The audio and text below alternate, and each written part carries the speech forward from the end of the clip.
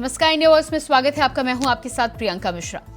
छत्तीसगढ़ में विष्णुदेव साय की ताजपोशी के साथ ही बीजेपी के समीकरण की राजनीति की पटकथा 2024 के लिए तैयार है, जिसके बाद मंत्रिमंडल में किसे शामिल किया जाना है, इसको लेकर एक बार फिर से कयासों का दौर जारी है।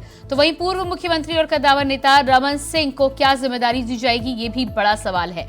मगर सबसे बड़ी बात यह है कि बीजेपी जिस तरह से सोशल इंजीनियरिंग के फॉर्मूले के आधार पर काम कर रही है, वो मंत्रिमंडल में लागू होता है या एक बार फिर से बीजेपी संगठन सबको चौंकाने का काम करती है, ये आने वाला कल ही बताएगा।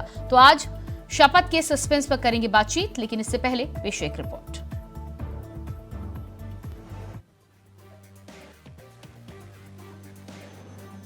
धान का कटोरा कहे जाने वाले छत्तीसगढ़ को फतेह करने के बाद बीजेपी ने आखिर ऐलान कर ही दिया कि उनका रणधीर कौन है। आखिर वो कौन है जिसके सर पर बीजेपी छत्तीसगढ़ का ताज सजाएगी? वो कौन है जिसको बीजेपी छत्तीसगढ़ का सिंहासन सौंपेगी और प्रदेश की बागडोर जिसके हाथ देगी? वो है विष्णुदेव साय, जिसका ऐलान रविवार को बीजेपी ने किया। और अब बुधवार को विष्णुदेव साय छत्तीसगढ़ के छठे विधानसभा के चौथे मुख्यमंत्री के तौर पर शपथ ग्रहण करेंगे, जिसके लिए रायपुर के साइंस कॉलेज मैदान में 2 बजे शपथ ग्रहण कार्यक्रम होगा, जिसमें प्रधानमंत्री नरेंद्र मोदी के साथ गृह मंत्री अमित शाह, बीजेपी अध्यक्ष जेपी नड्डा और राज्यों के सीएम शामिल हो सकते हैं। बता दें कि विष्णुदेव साय प्रदेश के पहले आदिवासी मुख्यमंत्री बनने जा रहे हैं। सूत्रों की माने तो 2 डिप्टी सीएम बनाए जा सकते हैं। वहीं पार्टी पूर्व सीएम रमन सिंह को स्पीकर और सीनियर विधायक ब्रजमोहन अग्रवाल को प्रोटेन स्पीकर बना सकती है।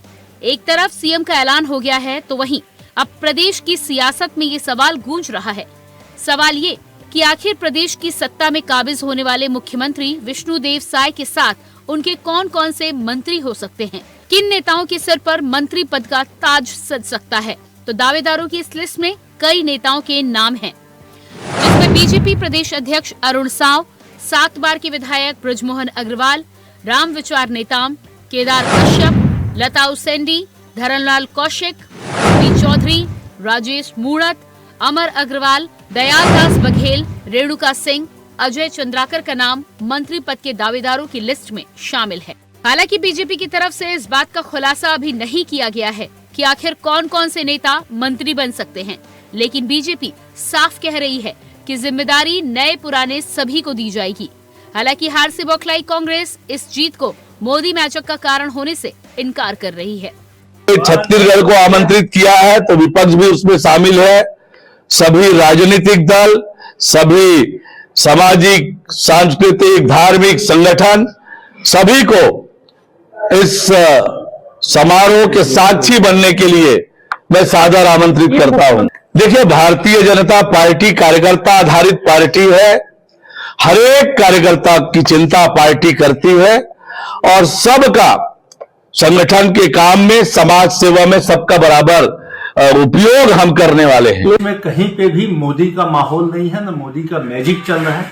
अन्यथा तेलंगाना में भारतीय जनता पार्टी की इतनी ज्यादा दुर्गति नहीं होती और न ही देश में किसी भी प्रकार की कोई सांप्रदायिक ध्रुवीकरण की स्थिति है, जो भारतीय जनता पार्टी बार बार कर रही है। देश में कहीं पे भी हिंदू मुस्लिम जैसी बातें नहीं चल रही है। बहरहाल छत्तीसगढ़ के सिंहासन पर बैठने जा रहे नवनिर्वाचित सीएम विष्णुदेव साय के मंत्री बनने के दावेदार तो कई हैं, लेकिन बीजेपी किसको मंत्री पद सौंपती है, ये तो अब आने वाला वक्त ही बताएगा। Bureau report, India voice.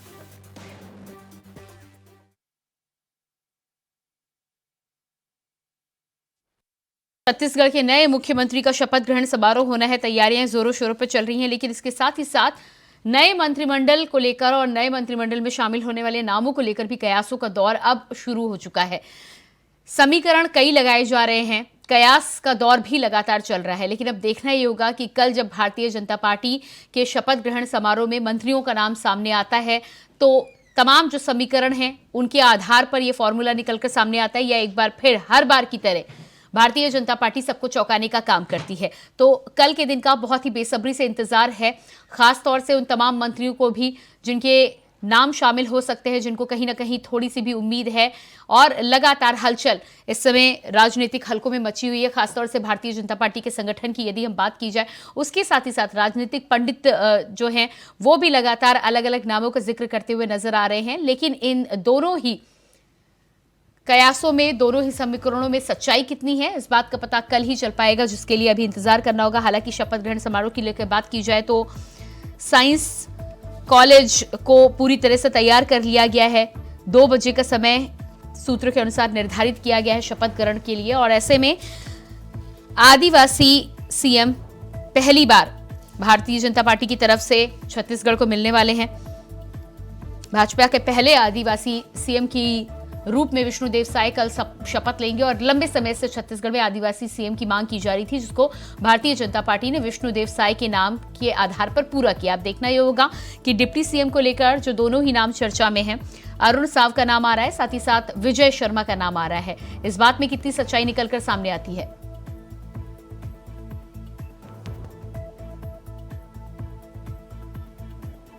और इस खबर पर आज हम चर्चा करेंगे, बातचीत करेंगे कि आखिर कैसा होगा बीजेपी सरकार का मंत्रिमंडल। तो चर्चा की शुरुआत करते हैं। हमारे साथ सत्य प्रकाश सिंह, कांग्रेस प्रवक्ता, जुड़ चुके हैं। बहुत स्वागत है आपका। इसके अलावा गंगेश द्विवेदी जी, वरिष्ठ पत्रकार, भी हमारे साथ हैं। आपका भी बहुत बहुत स्वागत है। गंगेश द्विवेदी जी, सबसे पहले आपके पास ही मैं आऊंगी। विष्णुदेव साय के नाम के साथ ही साथ अब मंत्रिमंडल को लेकर भी चर्चा जोरों पर शुरू हो चुकी है। माना यह जा रहा है कि 5-5 का समीकरण बिठाने की कोशिश की जाएगी, 5 आदिवासी और 5 ओबीसी वर्ग से, जिसमें एक आदिवासी खुद मुख्यमंत्री है। क्या लगता है आपको कि क्या ये फॉर्मूला काम करेगा कल, या एक बार फिर से बीजेपी सबको चौंकाने का काम करेगी?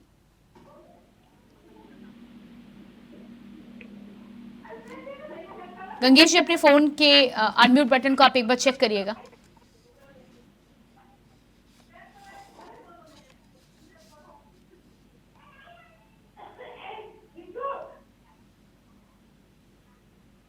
जी गंगेश जी, आपको मेरी आवाज आ रही है? जी, मैं आपके पास वापस लौट कर आती हूँ। हमारे साथ सत्य प्रकाश सिंह जी भी कांग्रेस से प्रवक्ता जुड़े हुए हैं। सत्य प्रकाश सिंह जी, जिस तरह से भारतीय जनता पार्टी तमाम समीकरण और सोशल इंजीनियरिंग के आधार पर 2024 की तैयारी कर रही है, और माना यह भी जा रहा है कि अब मंत्रिमंडल का विस्तार जो होगा वो भी उसी के आधार पर होगा, क्या लगता है आपको बीजेपी का फॉर्मूला जो है वो हिट होगा? कैसे देख रहे हैं आप?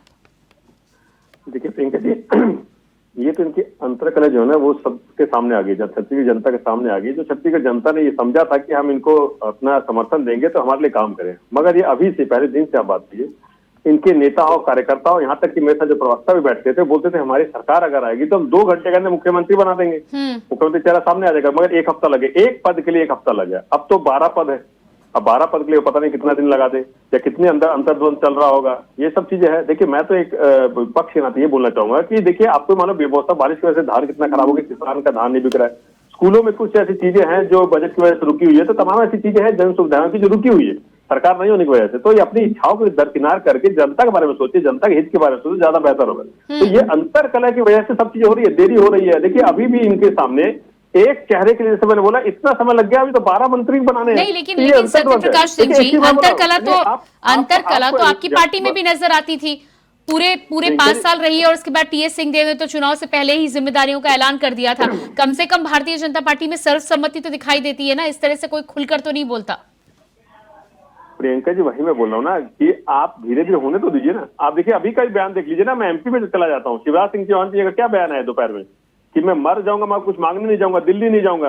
तो अभी शुरू हुआ है, अभी देखते रहिए, अभी 1-1.5 महीने बाद आ रही है। तो वो व्यक्ति है जो नरेंद्र मोदी जैसे व्यक्तित्व को टेबल के नीचे बैठा दिए थे, तो वो भी पूरी छत्तीसगढ़ जनता ने देखा है। तो अभी रुकिए ना, अभी शपथ ग्रहण होने दीजिए, मंत्रिमंडल बनने दीजिए, उसके बाद देखिए। और सबसे महत्वपूर्ण बात बोलूंगा, जैसे एक बीजेपी के लोग दावा कर रहे हैं छत्तीसगढ़ में कि इनको महिलाओं का सम्मान मिला है, महिलाओं का आशीर्वाद मिला है कि महतारी वंदन योजना की वजह से। तो आप बताइए, 3 महत्वपूर्ण पद, एक तो चलिए ठीक है ऑफिशियली हो गया, 2 जो मीडिया में चर्चा चल रही है 2 डिप्टी सीएम की, उसमें एक भी महिला नहीं है। मतलब अगर आप 3 महत्वपूर्ण पद होते हैं सरकार में, उसमें आप कहीं भी महिला को नहीं बिठा रहे।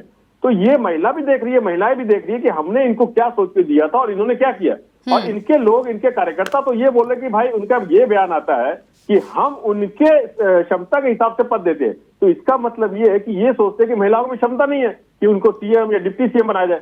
तो ये इनकी सोच क्या है वो सबके सामने है। महिलाएं भी देख रही, सबकी जनता देख रही कि हमने इनको इतना समर्थन दिया है, मगर ये अपनी लड़ाई की वजह से हमारे काम रुके हुए हैं। तो धीरे धीरे देखिए, आप 1-1.5 महीना रुक जाइए, सरकार गठन होने ठीक है। दीजिए, उसके बाद सब चीज सड़क पे आएगी, इनकी सब चीज सड़क पे आएगी, जनता भी देख रही है, और हम एक मजबूत पक्ष के नाते जनता की आवाज उठाते रहेंगे, सड़क से गंगेश जो जी। हमको लड़ना है वो करते रहेंगे। गंगेश जी, क्या मेरी आवाज आप तक पहुंच पा रही है? जी पहुंच रही है आपकी आवाज। जी, जिस तरह से यहाँ पर सत्यप्रकाश जी कह रहे हैं कि भारतीय जनता पार्टी जो तमाम समीकरण है, अंतर्द्वंद है, उसे निपटाने की कोशिश करेगी, लेकिन फॉर्मूले की जो मैं आपसे बात कर रही थी कि 5-5 के फॉर्मूले पे बात हो रही है, क्या लगता है आपको कि कल वो फॉर्मूला अपनाया जाएगा या एक बार फिर से बीजेपी की तरफ से सबको चौंकाने का काम किया जाएगा?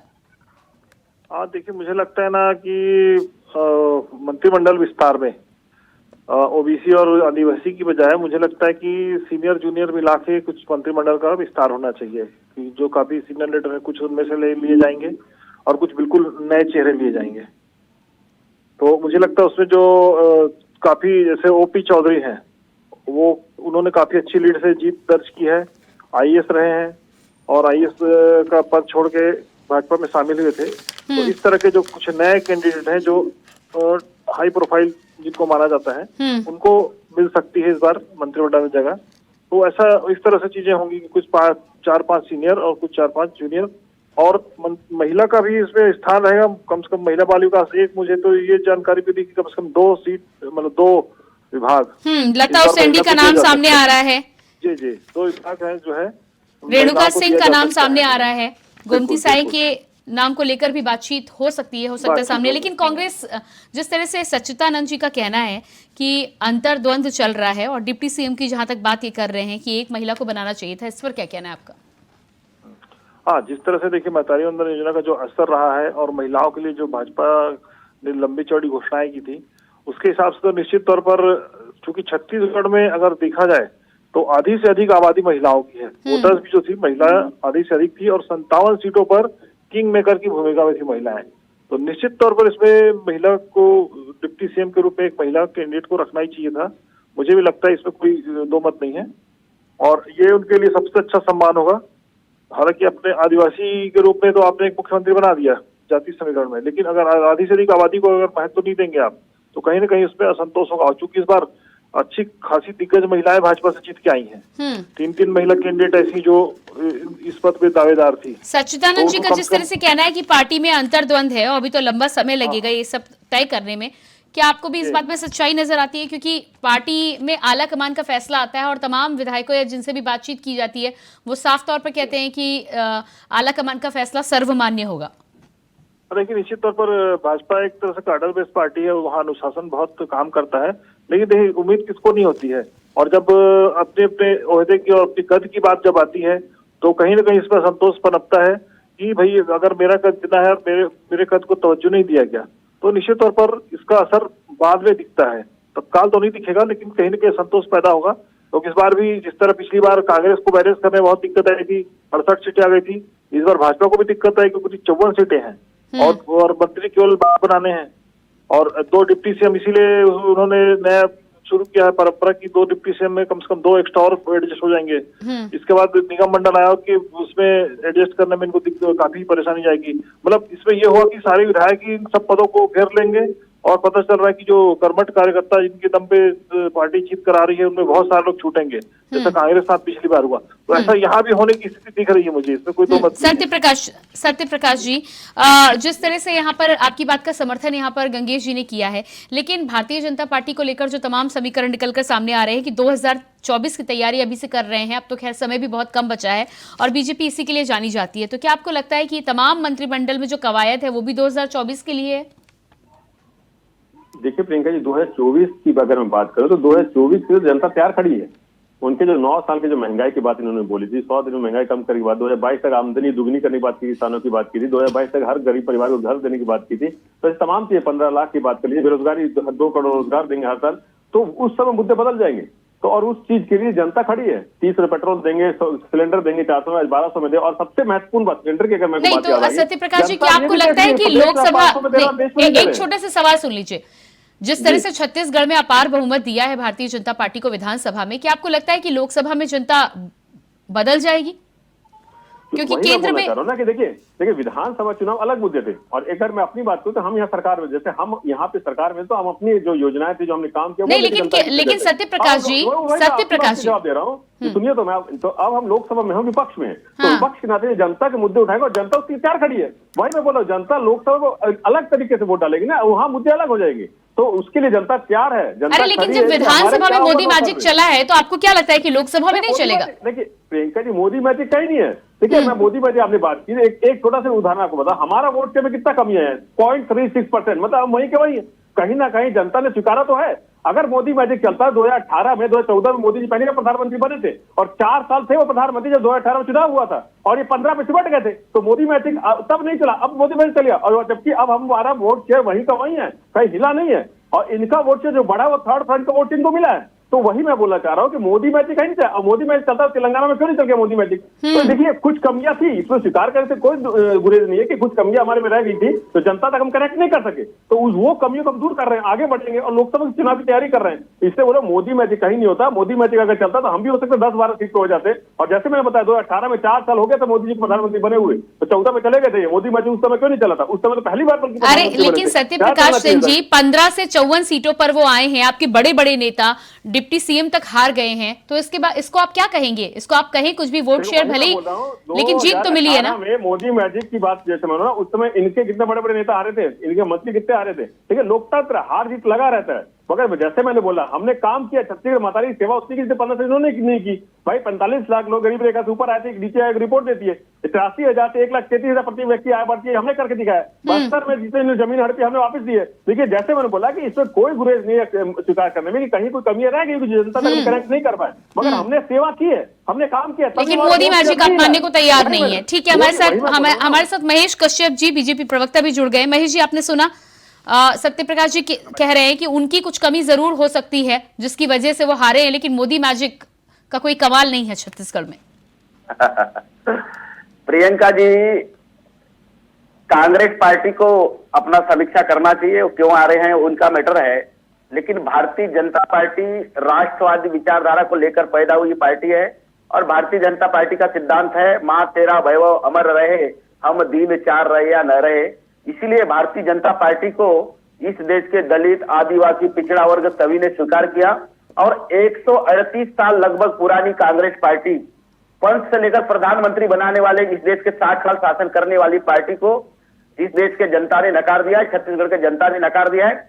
और भारतीय जनता पार्टी को छत्तीसगढ़ में 2003 से 2018 तक 15 साल शासन करने का मौका दिया, और जिसके बदौलत हमने छत्तीसगढ़ को, जो आज छत्तीसगढ़ दुनिया के नक्शे में दिखता है, छत्तीसगढ़ का विकास तो भारतीय जनता पार्टी का देन है। कांग्रेस पार्टी लोग लुभाने के वादे के दम पे 2018 में सत्ता में आई, लेकिन 5 साल में नकार दी। इसीलिए हमने आज हमारे छत्तीसगढ़ को आदिवासी मुख्यमंत्री भी मिला है।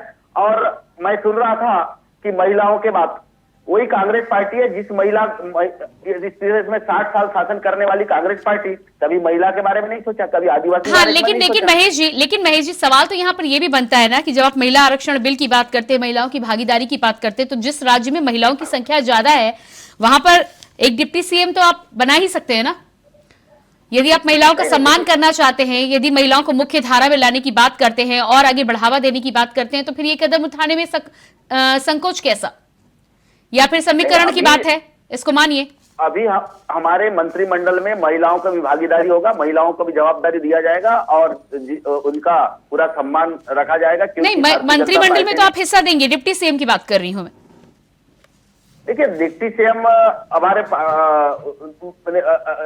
जरूरी नहीं है डिप्टी सीएम ही बनाए तो महिला का सम्मान हो जाए, उनको मंत्रिमंडल में भी लाएंगे और मंत्रिमंडल में भी उनका भूमिका होगा, और अच्छा बड़े दायित्वों के साथ, बड़े पदों के साथ, बड़े विभागों के साथ उनको महिला के बीच में काम करने के महेश जी, जब महिला आरक्षण बिल की बात हो रही थी, तो हालांकि अभी उसमें समय है, लेकिन सबसे पहले यही हो रहा था ना कि पार्टियों में मौका दिया जाएगा, तो आपने शुरुआत तो आप कर सकते हैं ना, आपके हाथ में था।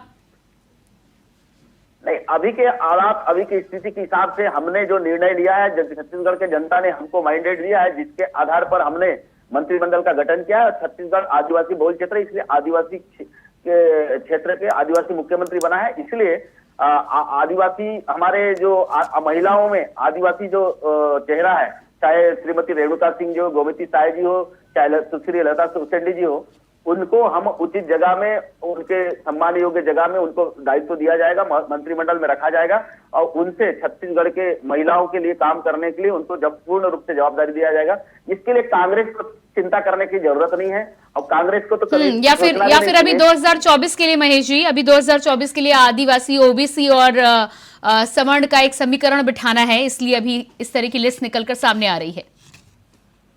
नहीं, ऐसा कुछ नहीं है। वही मैं बोला कि हमने भारत माँ को, माँ तेरा वैभव अमर रहे, हम दिन चार रहे, ये भाव से काम करने वाले लोग हैं। इसलिए इस देश का दलित हो, आदिवासी हो, ओबीसी हो, सभी का अधिकार है। इसलिए भारतीय जनता पार्टी वो पार्टी है, एक चाय बेचने वाला प्रधानमंत्री बना सकता है, एक सामान्य श्रीमती द्रौपदी, तो फिर लता उसेंडी और रेणुका सिंह का नाम तय मान ले।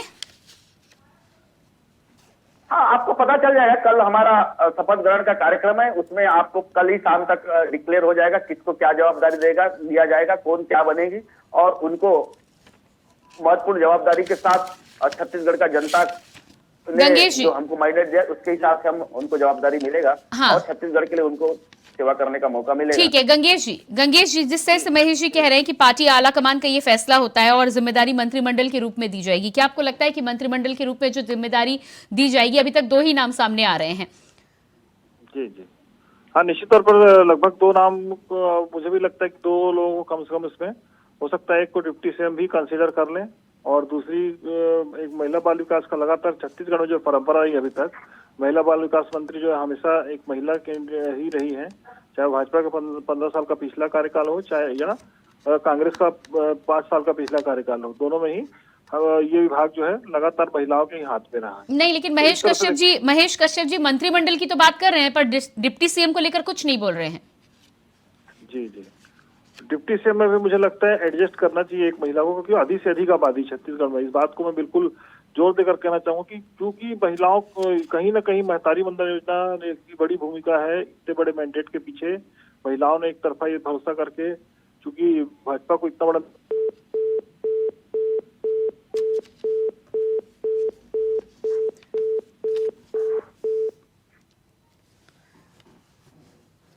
तो लगातार हमारे साथ जी सत्य प्रकाश जी, आपके पास मैं आती हूँ। महेश जी कह रहे हैं कि तमाम जिम्मेदारी दी जाएगी और महिलाओं को भी जिम्मेदारी दी जाएगी। अभी तक डिप्टी सीएम का नाम नहीं बोला, जैसा मैंने पहले ही बताया। इससे पहले मैं एक दूसरी जगह बैठा हुआ था, वहाँ पे इनके प्रवक्ता बोल रहे थे कि क्षमता के हिसाब से बनाया तो इनकी लोग सोच हुई है। अरे मैं देखिए हमारी पार्टी में बात करूँ, हमारी पार्टी अब इतिहास उठा के देखिए, आजादी से पहले भी हमारे यहाँ सरोजिनी नायडू और पहले भी महिलाएं राष्ट्रीय अध्यक्ष तक बनी है। तो ये हमने उस समय बनाया है जब महिलाओं को घर से निकलने नहीं दिया जाता था, पर्दे में रहने की सोच थी। उस समय हमने राष्ट्रीय अध्यक्ष बनाया है अपनी पार्टी के। इनके आरएसएस सबसे अगर पुराने का कोई ऑर्गेनाइजेशन है बीजेपी का, आरएसएस है। आप बता दीजिए कभी भी कोई महिला राष्ट्रीय अध्यक्ष या जो प्रमुख बोलते हैं इन लोग, संघ प्रमुख रही है? नहीं रही है। तो इनकी सोच वही है ना कि महिलाओं को पीछे ही रखना है, महिलाओं को आगे लेना, बस वोट बैंक लेना उनका। वोट ले लिया, आप पीछे बैठ जाइए, आपने वोट दे दिया, पीछे बैठिए। ठीक है सत्य प्रकाश जी, आपके पास मैं आती हूँ। हमारे साथ राधे श्याम जी भी जुड़ चुके हैं, अध्यक्ष महासभा हैं। राधे श्याम जी, जिस तरह से लगातार यहाँ पर बातचीत हो रही है, विष्णुदेव साय के नाम पर पहले आदिवासी मुख्यमंत्री तो बीजेपी ने दे ही दिए हैं, लेकिन डिप्टी सीएम को लेकर अभी भी नाम क्लियर नहीं है और उम्मीद ये जताई जा रही थी कि महिलाओं की भागीदारी क्योंकि ज्यादा है तो महिलाओं को प्रतिनिधित्व करने का मौका मिलेगा।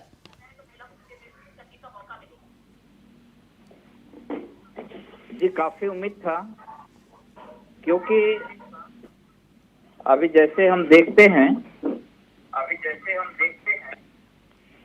कि अभी जो विधानसभा चुनाव लड़ा गया, ओबीसी चेहरे को सामने रख के चुनाव लड़ा गया, तो ओबीसी को काफी उम्मीद था वर्तमान में जो सरकार बनाने जा रही है भाजपा की, उससे हमें यही उम्मीद था कि हमको शायद छत्तीसगढ़ में ओबीसी का सीएम देंगे। उसमें भाजपा खरा नहीं उतर पाया क्योंकि हमने भर भर के वोट ओबीसी सीएम के नाम से दिए। लेकिन हमारे साथ छलावा एक बार दिख रहा है। यदि मंत्रिमंडल में भी ओबीसी के पर्याप्त प्रतिनिधित्व मिलता है और हमारी जो मुद्दा है छत्तीसगढ़ में जो 27% आरक्षण का मुद्दा जो लंबित है, पिछले सरकार ने जो 27% आरक्षण का विधेयक पास किया, ये बहुत सारे मुद्दे हैं, जैसे जाति आधारित जनगणना की हम मांग करते आ रहे हैं लगातार, है ना। जब हम यहाँ पे मंत्रिमंडल में ओबीसी के अधिक से अधिक मंत्री और विधायक को देखेंगे और ये मंत्री विधायक ओबीसी के मुद्दे को अपने सदन में आप पूरे वर्चस्व के साथ रख पाएंगे और उस बात को सदन में पेश करे और विधेयक पास करे, 27% आरक्षण लागू करे और जातिगत जनगणना जो हमारी पहली मांग है ओबीसी महासभा की, जी बिल्कुल, उनको पूरा करें। बिल्कुल। महेश जी हमारे साथ बीजेपी से जुड़े हुए हैं।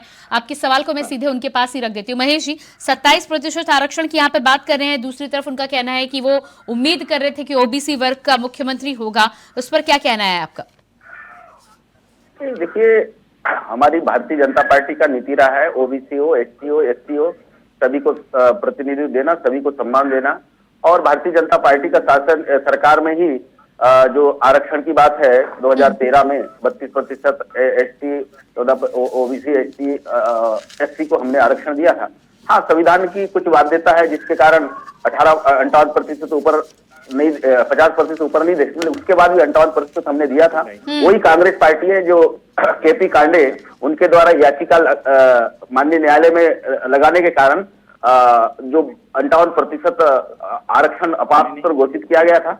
लेकिन उसके बाद कांग्रेस ने जिस केपी कांडे के द्वारा याचिका लगाया गया था कि 50% से ऊपर से अधिक आरक्षण नहीं होना चाहिए, उसी कांग्रेस पार्टी ने 75% आरक्षण दे के एक प्रकार से राजनीतिक गेम खेलने का कोशिश किया, राजनीतिक खेलने का कोशिश किया, लेकिन छत्तीसगढ़ का जनता, चाहे ओबीसी हो, एसटी हो, उन्होंने नकार दिया। ठीक है महेश जी, चुनौतियां आपके पास बहुत हैं, अभी देखना होगा कि आप कैसे इनसे पार पाते हैं। आप सभी का मैं बहुत बहुत धन्यवाद देना चाहूंगी। महेश जी, आपका बहुत बहुत धन्यवाद। सत्यप्रकाश जी आपका, राधेश्याम जी आपका और गंगेश जी आपका भी बहुत बहुत धन्यवाद। तो जिस तरह से कल नए मुख्यमंत्री का छत्तीसगढ़ में शपथ ग्रहण समारोह होना है और उसके साथ ही साथ 2 डिप्टी सीएम और 10 नए मंत्री की भी बात सामने आ रही है। अब देखना होगा कि पार्टी में से किसको मौका मिलता है और ओबीसी और साथ ही साथ आदिवासी को साधने की जो बात कर रही है वो कितनी सच्चाई उसमें निकलकर सामने आती है। फिलहाल खास कार्यक्रम में इतना ही। खबरों के लिए बने रहिए इंडिया वॉइस के साथ। मुझे दीजिए इजाजत। नमस्कार।